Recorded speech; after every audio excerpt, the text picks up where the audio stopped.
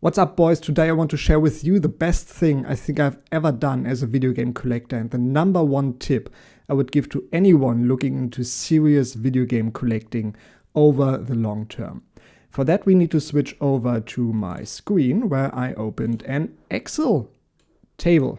You may not know, but I'm actually a teacher. One of the subjects I teach is economics to students. Typical, like everyday economics, how to save money, how to invest, things like that. I was telling myself I'm going to practice what I preach and list out all my video games and check how much money they're worth at the moment.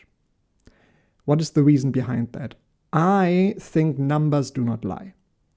And if you want to make decisions, you need numbers, you need data on things. So I put together this list just to see how much value in video games do I have sitting on my shelf. My PlayStation 2 collection has an estimated worth of around 350 euros. I get the prices from price charting. I think they can vary quite a bit from the actual value you can buy the game for or sell the game for. But if it overshoots, undershoots here and there, I think it evens out in the end. So the number is not accurate, but it gives you an idea. If there's a price that seems pretty fishy to me, I double check on eBay. So I put together this list and saw that I had way too much money in video games compared to my other investments. And I think that's what you have to look at. In your overall net worth, when you're into a collecting hobby and you go really hardcore into it, and if you're into video games, you spend a lot of money on video games. And you do not want to make stupid decisions with your money. In the end, you try to lose as little money as you can. So you look for deals, you shop around, you try to snipe an auction, things like that. Even modern video games, like don't buy on release, like wait at least a week or a month and then pick it up for 20 euros off. So I was always looking for deals, even back then. I did not have a lot of money. Here we have PlayStation 1. You can see Klonoa back then, I bought it for 16.87, which was a good deal back then. It was like a 25, 30 euro game. Now I could easily sell that for 80 euros on eBay. And when you look at these numbers, you see most of these games I no longer care about. Maybe I cared about Stretch Panic on the PlayStation 2 10 years ago when I got it, and it's a really fun game, but I don't really need that right now. If I wanted to play it one day, I can just rebuy it, but I don't need that baggage on my shelf. And seeing these numbers was incredibly helpful for me to make the decision to sell a huge part of my video game collection and refocus my collecting on things I actually care about or things that have a pretty stable value and that are worth having.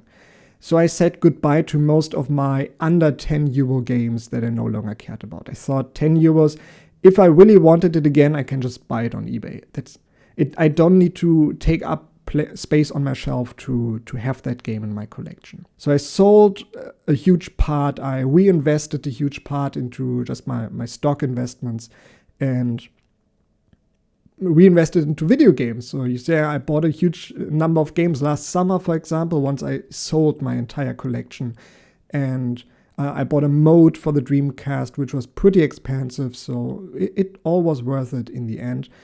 But if it wasn't for this list, I would have never seen how much money I have in video games in relation to my entire net worth.